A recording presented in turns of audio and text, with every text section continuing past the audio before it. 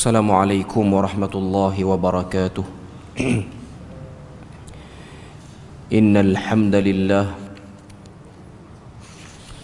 nahmaduhu wa nasta'inuhu wa nastahdihi wa nastaghfiruh wa na'udzu billahi min shururi anfusina wa min sayyiati a'malina. Man yahdihillahu fala mudilla lahu ومن يضلله فلا هادي له. أشهد أن لا إله إلا الله وحده لا شريك له وأشهد أن محمدا عبده ورسوله. يا أيها الذين آمنوا اتقوا الله وقولوا قولا سديدا يصلح لكم أعمالكم ويغفر لكم ذنوبكم ومن يطع الله ورسوله فقد فاز فوزا عظيما.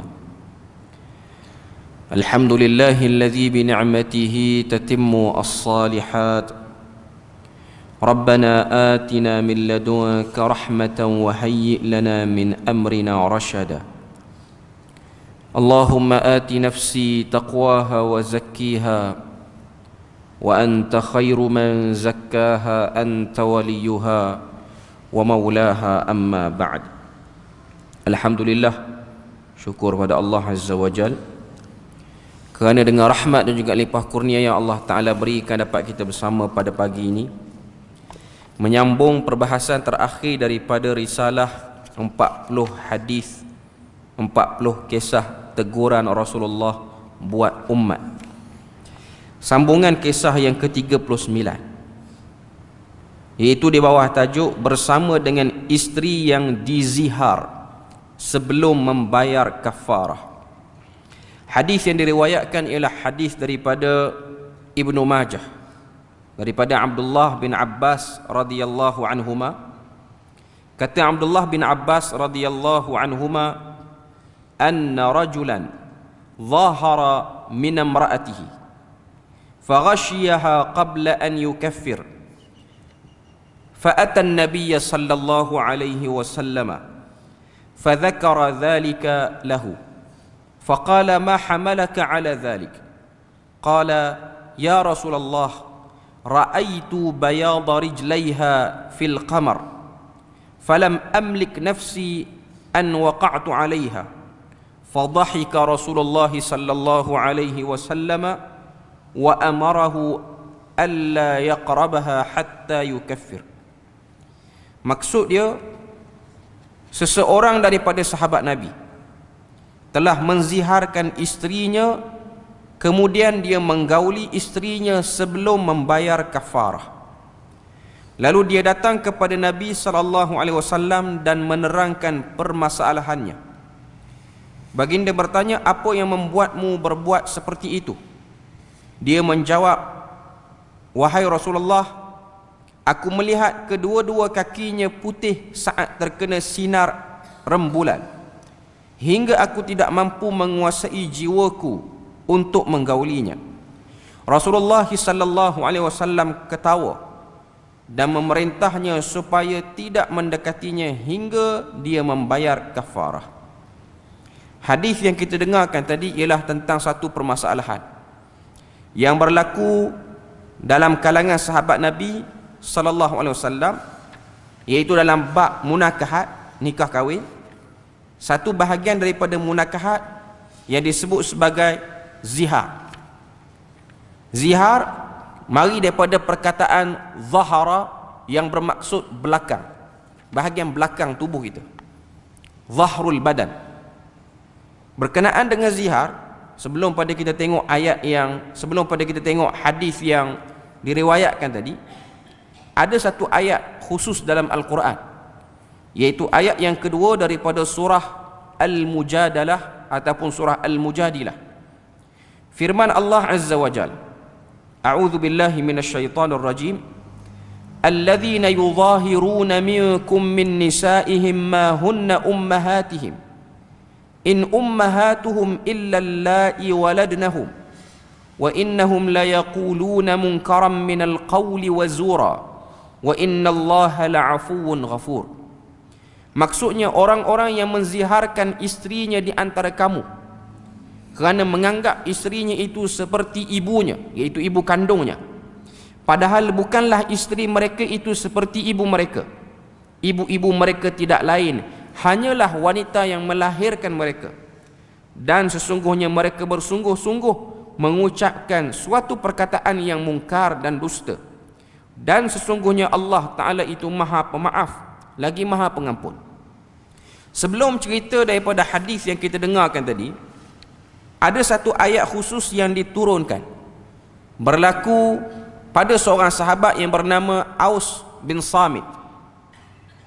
Dia satu orang yang tua, tersangat tua, dan dia telah menziharkan isterinya Khawlah binti Tha'labah. Ketika mana dia menziharkan isteri dia, dia telah menyebut, anti ka dhahri ummi, kamu seperti belakang ibuku. Ini ialah cara masyarakat Arab jahiliah ketika mana dia ingin menceraikan isteri dia, pasangan dia, dengan cara yang tak jelas.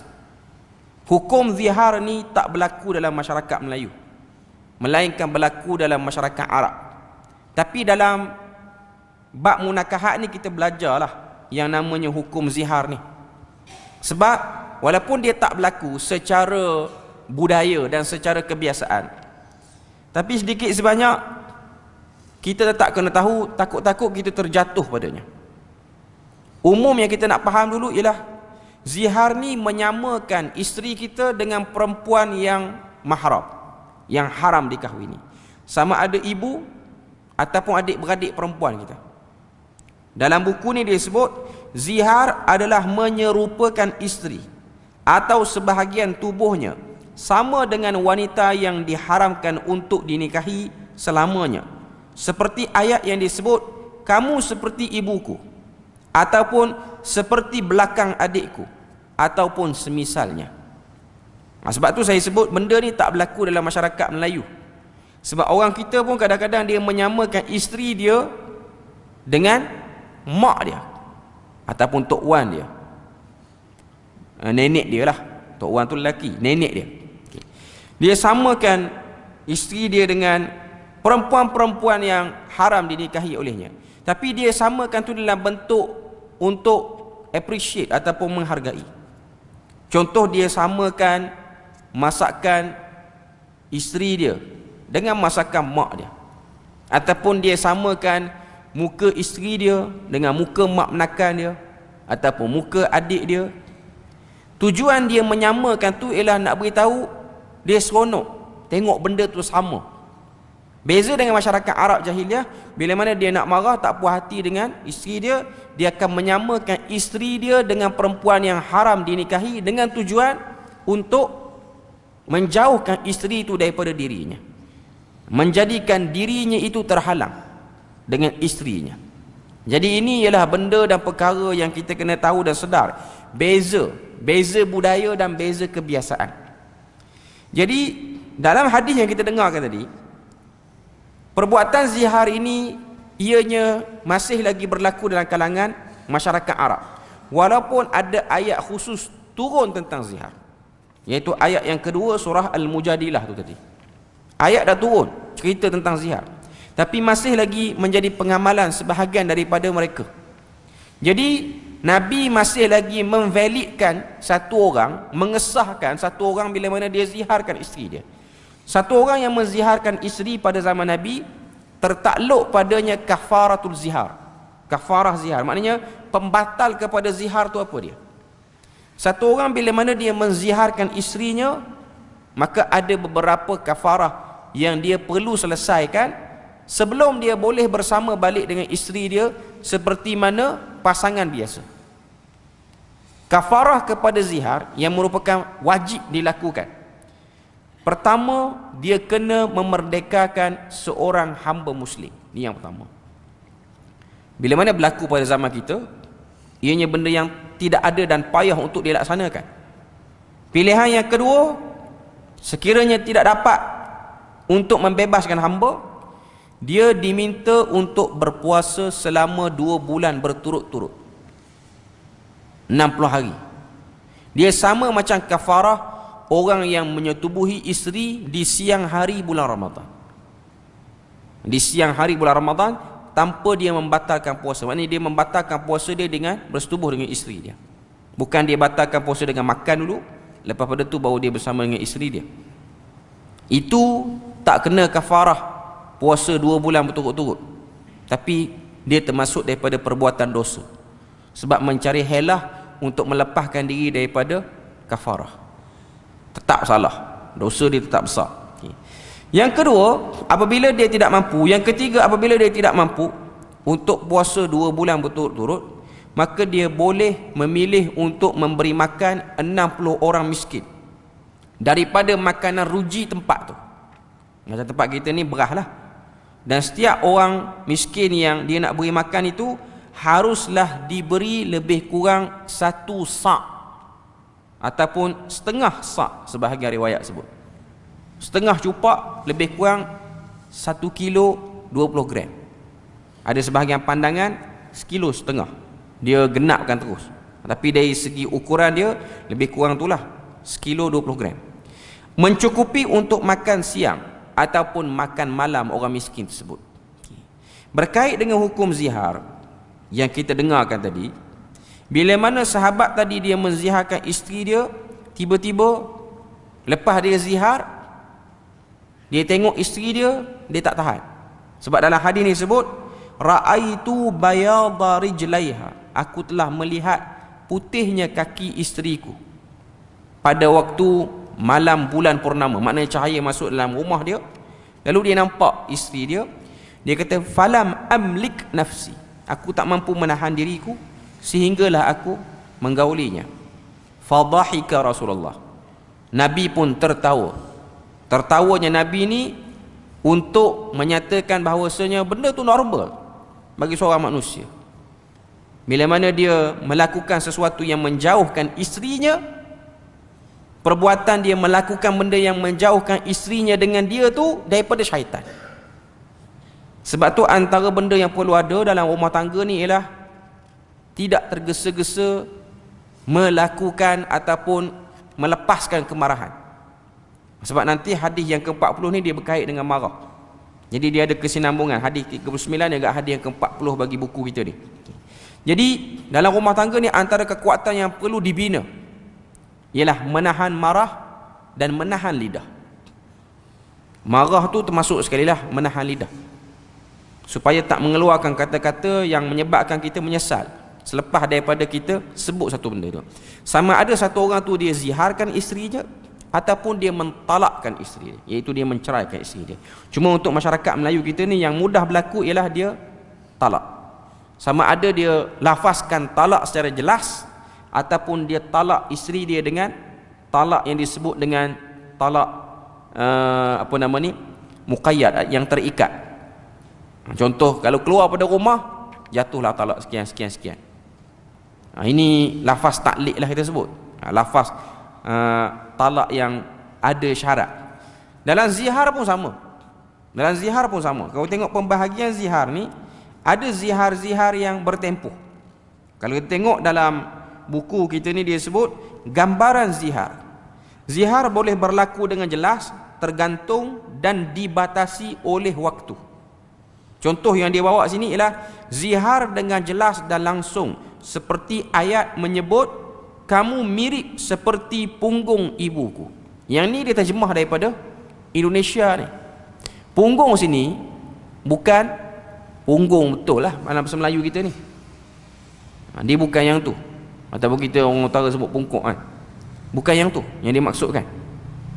Sebab dia terjemah pada Indonesia. Indonesia ni belakang, bahagian belakang tubuh ni, daripada bawah bahu sampai ke punggung betul. Orang Indonesia dia panggil punggung. Belakang kita ni dipanggil punggung. Sebab tu kalau kita baca ayat-ayat Al-Quran dengan Al-Quran terjemahan Indonesia, kita akan tengok ayat-ayat yang menyebut tentang azab ahli neraka ni akan ditekan belakang dia dengan tembaga cair. Belakang tu akan ditekan. Fatukwa biha jibahuhum wa junubuhum. Akan distreka dahinya dan belakangnya. Terjemahan Indonesia akan sebut akan ditekan dahinya dan punggungnya.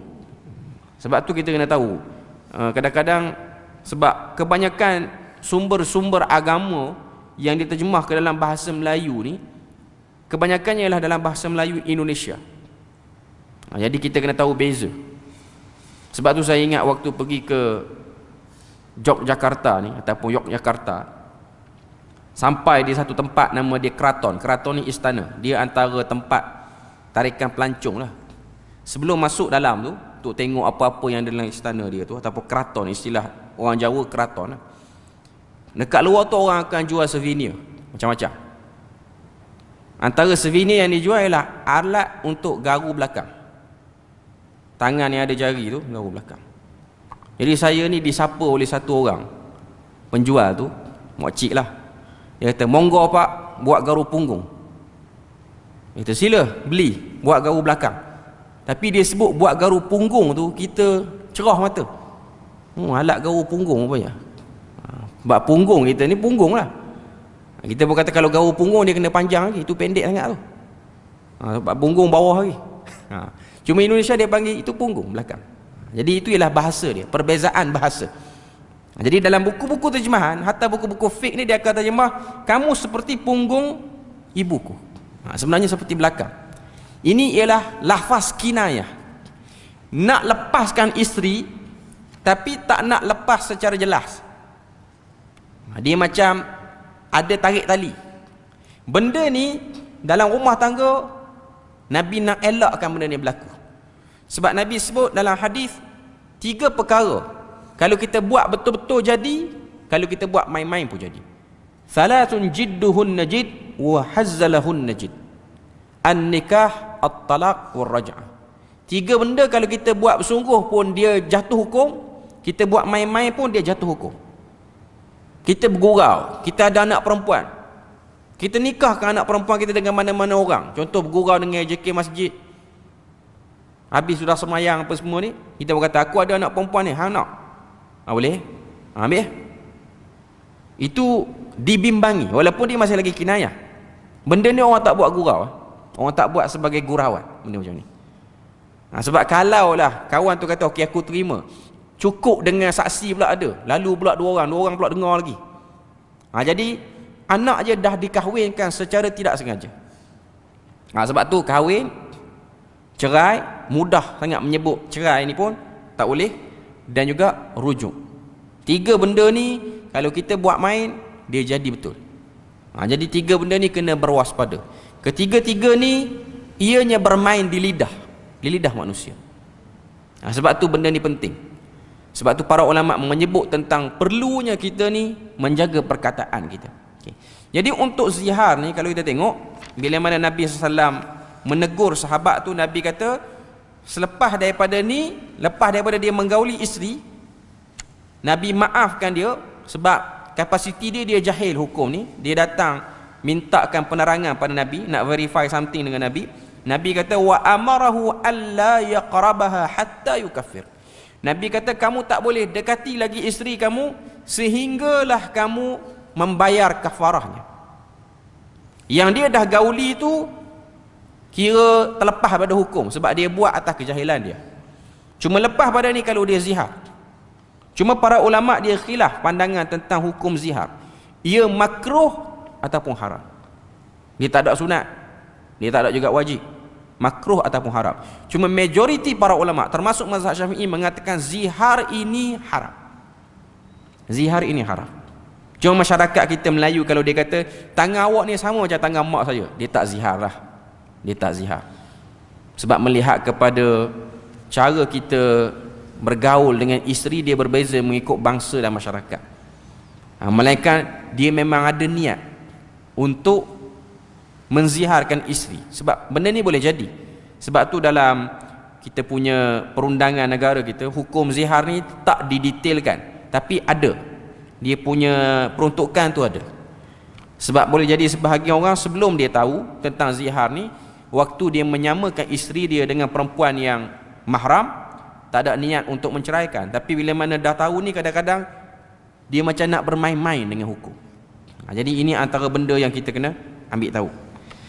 Kisah yang terakhir untuk buku kita pada pagi ini, iaitu hadis yang di bawah tajuk jangan marah, daripada Abu Hurairah radhiyallahu anhu, anna rajulan qala lin nabiy sallallahu alaihi wasallam. Ada satu orang lelaki sahabat Nabi jumpa Nabi dan tanya pada Nabi, minta pada Nabi sesuatu.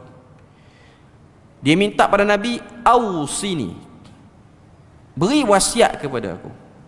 Qala la taghdab. Nabi kata jangan marah. Faraddada miraran. Lalu Nabi pun mengulangi banyak kali, la taghdab, la taghdab, jangan engkau marah, jangan engkau marah. Pertama kita kena faham, hadis ni bukanlah melarang marah secara total. Marah ni perlu diletakkan pada tempat yang betul. Antara benda yang sangat mujarab menjemput syaitan ialah marah.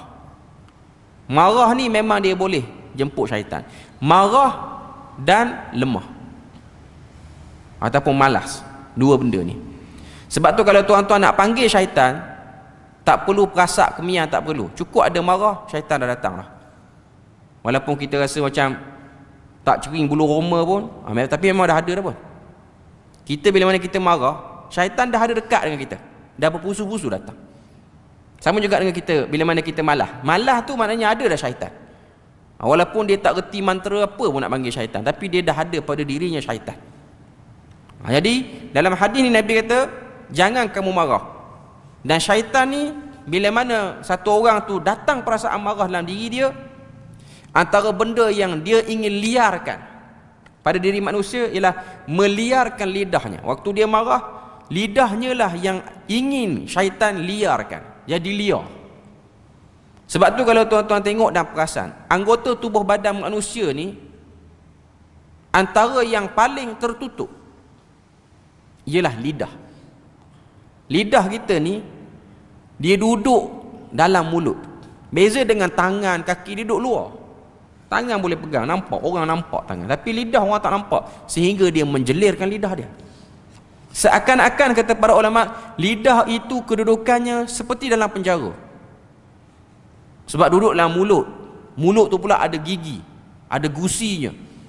Gigi itu ibarat penghalang-penghalang supaya lidah itu boleh mengeluarkan apa-apa kata-kata. Sebab tu para ulama sebut man samata najah.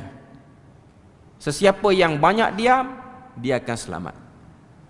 Sebab tu para ulama ada yang menulis kitab tentang keperluan untuk banyak diam.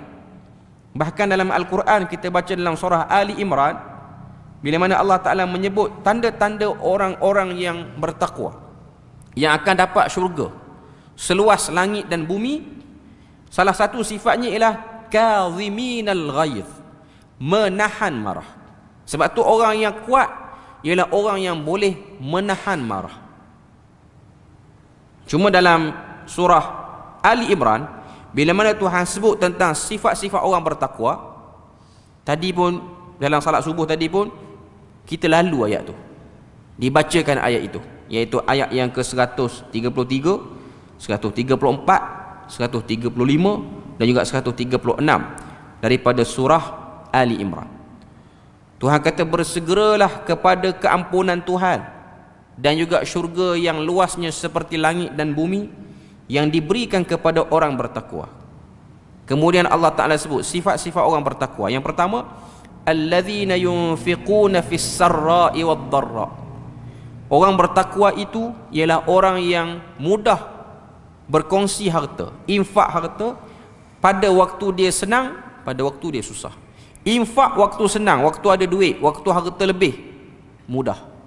Tapi infak waktu kita tak cukup duit, cukup-cukup makan istilah kita, ianya payah. Tapi yang boleh buat, itu tanda orang bertakwa. Yang kedua ialah menahan marah. Menahan marah, kaziminal ghaiz. Perkataan yang diguna oleh Al-Quran ialah kaziminal ghaiz. Marah ni dia ada beberapa perkataan dalam bahasa Arab yang membawa maksud marah. Marah yang paling rendah ialah ghaiz, ataupun bahasa Melayu sebut geram. Ini ialah permulaan, mukaddimah kepada marah. Sebelum satu orang tu dia pergi kepada ghadab. Ghadab ni mulut, lidah dah start mengeluarkan kata-kata untuk ekspresikan marah dia. Ghaiz ni dia geram. Ada orang dia tahan marah dia sampai ketar badan dia. Dia macam menahan satu penyakit yang ada dalam badan kita. Allah Ta'ala kata tanda orang bertakwa ialah dia menahan marah. Sebab tu orang yang boleh tahan marah ialah orang yang kuat. Seperti mana orang yang menahan beban. Kita suruh dia angkat 100 kilo, 120 kilo, dia boleh angkat. Suruh dia angkat sikit lagi, 150, dia boleh angkat lagi, tapi dah ketar badan dia. Begitu juga orang yang marah, dia akan menghadapi benda yang sama. Sebab tu dalam satu hadis, walaupun hadis ni hasan ataupun hadis ni dhaif, Nabi sebut laisa syadidu bisur'ah. Orang yang kuat bukanlah orang yang boleh berkelahi dengan orang, bergusti dengan orang. Tapi orang yang kuat ialah orang yang boleh menahan marahnya. Bahkan kalau kita tengok kaitan hadis tu, Nabi kata orang yang kuat bukanlah orang yang boleh sparring, bergusti ni. Tapi orang yang kuat ialah orang yang boleh menahan marah. Sebenarnya kalau kita tengok dalam perkelahian ataupun dalam pergaduhan lah, bertumbuk dengan orang, antara resepi kekalahan, resepi kalah, ini bukan resepi menang, resepi kalah. Resepi kalah ialah marah kepada pihak lawan. Kita berkelahi dengan orang dan kita berhasrat nak tumbuk orang, antara benda yang boleh mengalahkan kita, kita marah pada pihak yang kita nak tumbuk tu. Ini kalau tuan-tuan tak percaya, tuan-tuan boleh tengok dokumentari orang-orang yang terlibat dalam tinju ke apa-apa sajalah, sukan-sukan yang jenis sparring ni. Antara benda yang boleh menyebabkan kita kalah awal ialah kita ada rasa marah terhadap pihak yang kita nak tanding tu. Ini benda dia. Kalau kita ada rasa geram, marah, maka kita akan jatuh, pecah muka lah, istilah kita pecah muka. Tapi kalau dia boleh kawal marah dia, dia akan lebih tenang. Dia akan lebih mudah untuk melihat gerakan-gerakan pihak yang nak beri balasan pada dia, yang cuba untuk menjatuhkan dia. Sebab tu Nabi sebut tanda-tanda orang bertakwa itu ialah menahan marah. Bila mana dia mudah untuk menahan marah, dia ada kekuatan untuk tahan marah, dia akan pergi kepada sifat seterusnya, afina 'anin nas. Dia akan mudah memaafkan manusia. Sebab kalau kita tengok dalam hidup kita ni, kita akan menghadapi berbagai-bagai ragam manusia. Kita akan tengok dalam hidup kita, kalau kita Muslim yang baik, kita akan berinteraksi dengan Muslim yang kurang baik perangai dia. Lepas tu kita besarkan lagi skop, kita akan menghadapi non-Muslim yang perangai tak berapa elok. Kita akan menghadapi benda ni. Kita akan terdedah dengan semua benda ni dalam hidup. Cara untuk menenangkan diri kita ialah kita mudah untuk menahan marah dan mudah memberikan keuzuran kepada pihak yang menimbulkan kemarahan. Sebab bila mana kita simpan geram tu, dia akan memberikan kelemahan pada jiwa kita. Jiwa kita akan jadi makin lemah dan akhirnya dia akan drag kita, dia akan lengahkan kita untuk buat banyak benda. Tak dapat dinafikan manusia ni bila mana dia datang marah kerana benda-benda yang menyebabkan dia tak puas hati. Orang kata dekat dia ke, orang mesej dengan perkataan-perkataan yang sifat kurang ajar apa semua, manusia normalnya dia akan marah. Tapi kita ada kekuatan untuk mengurus marah tu. Marah tak boleh dibuang. Ini silap. Sebahagian orang dia kata marah ni kita kena buang. Tak boleh. Marah tak boleh buang. Manusia memang ada sifat marah dia. Dan memang kita perlu ada tempat untuk kita letakkan marah. Sebab tu dalam hadis riwayat Bukhari, dalam kitab Sahih Bukhari, Imam Bukhari ni diletakkan satu bab dalam kitab Sahih Bukhari, bab al-ghadabu fil ilm, bab marah dalam ilmu. Dalam ilmu ni dia ada benda-benda yang dibenarkan untuk kita marah. Ataupun istilah kita, guru yang mengajar, dia kena ada sifat marah dia sikit, bukan melampau. Ataupun kita sebut sebagai cengih lah. Dia kena ada garang tu sikit, supaya orang yang belajar dengan dia tidak mudah terleka dan kurang peka, hilang fokus. Dia bukan membina sifat pemarah, tapi membina sedikit ketegasan. Dia ada beza. Kadang-kadang tegas tu dia akan ada ambil berapa peratus daripada sifat orang marah, tapi dia tak ambil keseluruhan. Dalam buku kita dia sebut Adakah kita tidak dibenarkan langsung untuk marah? Dia kata sifat marah merupakan perasaan semula jadi yang wujud dalam hati setiap manusia. Lebih-lebih lagi ketika kita berhadapan dengan situasi zalim, penganiayaan dan masalah-masalah yang membebankan diri. Banyak benda dalam dunia ni boleh menimbulkan rasa marah. Nabi SAW sendiri pernah merasa marah dalam keadaan-keadaan tertentu. Hadis ini menceritakan perihal sifat marah baginda. Antara hadis yang dia bawa sini ialah hadis yang diriwayatkan oleh Al-Imam At-Tirmizi. Bila mana Nabi kata, la tughdibuhu dunya, perkara dunia tidak membuatkan Nabi marah. Wa ma kana laha, adapun jika menyanggahi kebenaran. Kalau benda tu bersifat dunia, orang cuba nafikan hak Nabi, hak keduniaan, Nabi ni mudah untuk bertolak ansur. Fa idza tu'uddiyal haq, apabila ada orang datang menyanggahi kebenaran, lam yakum li ghadabihi syai', tiada apa pun yang menyebabkan Nabi tu over dalam menahannya, hatta yantasiralah, sehinggalah orang itu berjaya mendapatkan haknya. Wala yaghdabu li nafsihi wala yantasiru laha, dan Nabi ni tidak marah untuk dirinya sendiri, melainkan Nabi akan bertolak ansur padanya. Nabi ni akan marah bila mana agama dicalarkan, orang mula meremehkan agama. Tapi marah untuk mempertahankan agama ni pun kena ada ilmu dan kena ada cara-cara dia, kena ada garis panduan ni. Bukan marah tak ketahuan hala, akhirnya mencaci maki apa semua, menzahirkan ketegasan. Sebab tu marah ni antara benda yang kita kena jaga-jaga ialah jangan sampai mengeluarkan kata-kata kesat, menghina, mencaci maki, tak boleh. Apatah lagi kalau marah tu marah bab dunia. Orang kata kat kita, ini benda yang kita kira sebagai normal dalam hidup. Bila mana Allah Ta'ala mendatangkan contoh Nabi-Nabi dan Rasul sebagai manusia terbaik, dan mereka menghadapi kata-kata orang. Tuan-tuan bawa kepada saya sendiri, mana satu Nabi dalam Al-Quran yang tidak mendapat kata-kata orang? Antara 25 orang. Hatta Nabi Daud dan Nabi Sulaiman pun. Nabi Daud dan Nabi Sulaiman, walaupun dia raja, Nabi Daud tu raja, Nabi Sulaiman lagi raja berbanding ayahnya, pun tak selamat pada kata-kata orang. Nabi Daud pernah macam orang cakap lah, rakyat dia cakap, dia kata, tengok raja tak buat apa, tak kerja pun, mentang-mentang raja kerja pun malah.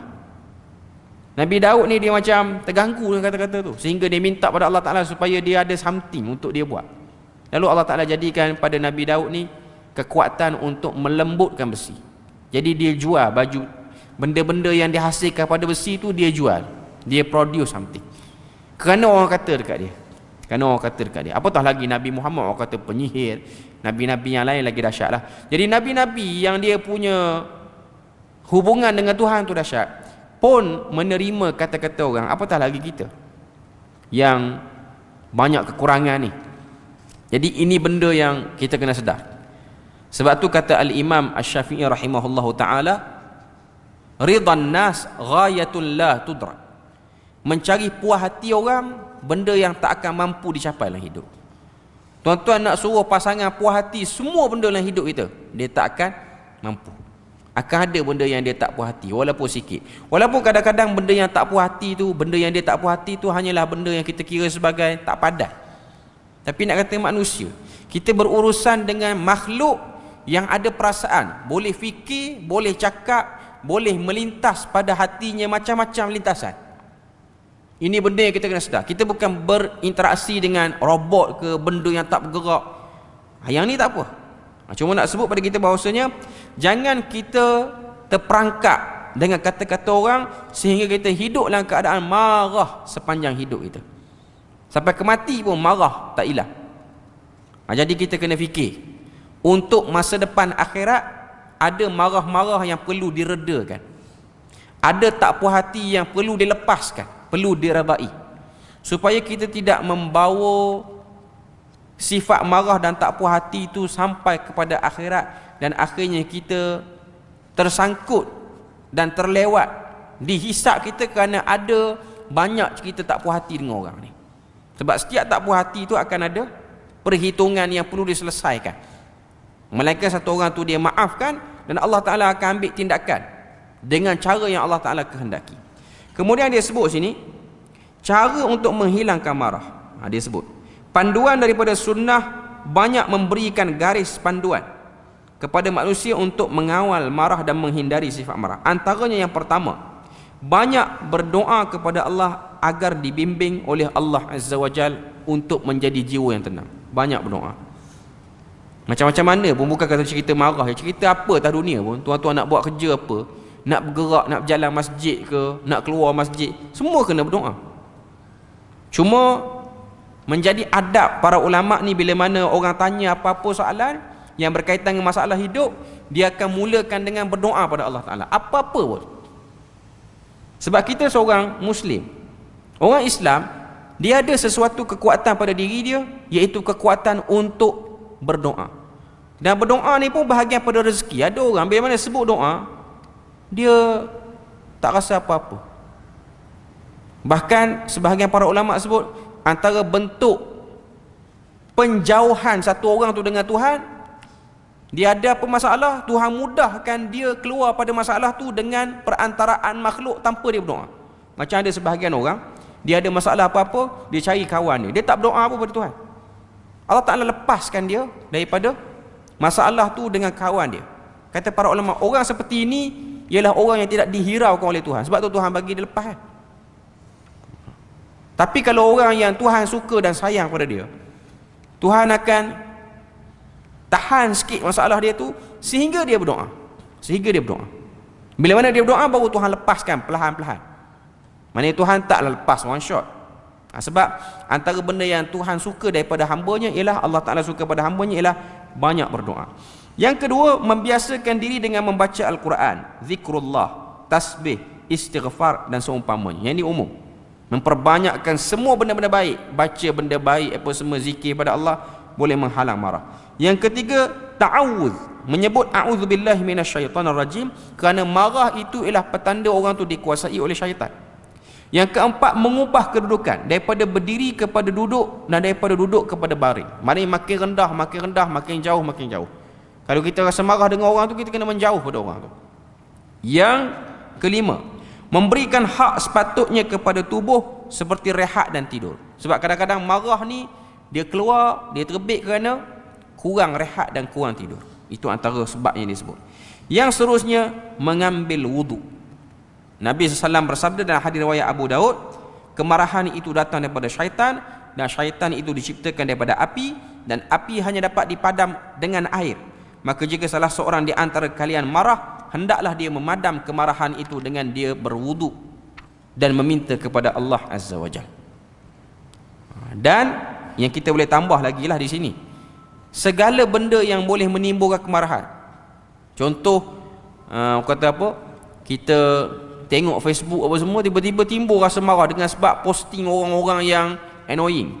Cara dia lah, tuan-tuan kena unfollow ataupun unfriend orang tu. Itu mudah, itu lebih baik, lebih menenangkan perasaan. Ada orang, dia nak hilangkan sifat marah dia, tapi dia tak berhenti daripada baca status orang tu, tengok posting orang ni. Ni antara bentuk-bentuk orang yang tak serius nak mengubati marah dia. Jadi dia kena avoid, tahan diri dia daripada komuniti-komuniti yang macam ni, supaya rasa marah dia tu tidak mudah keluar.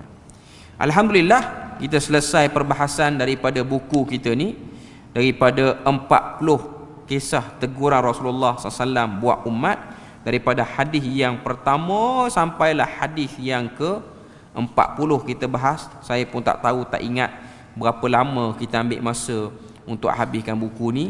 Cuma rasanya pada waktu zaman PKP lagi, zaman Covid lagi, zaman pandemik lagi, kita duk baca buku ni. Dan Alhamdulillah, Allah Ta'ala mengizinkan untuk kita habiskan buku ni. Dan insya-Allah selepas daripada bulan Ramadan ni, kita akan masuk risalah yang lain. Kita berpada situ saja. Moga Allah Ta'ala beri rahmat dan berkat dan keberkatan, keringanan untuk kita beramal dengan semua yang dah kita lalu daripada buku ni. Subhanakallahumma wa bihamdik, Asyhadu an la ilaha illa anta wa astaghfiruka wa atubu ilaik. Wassalamu alaikum warahmatullahi wabarakatuh.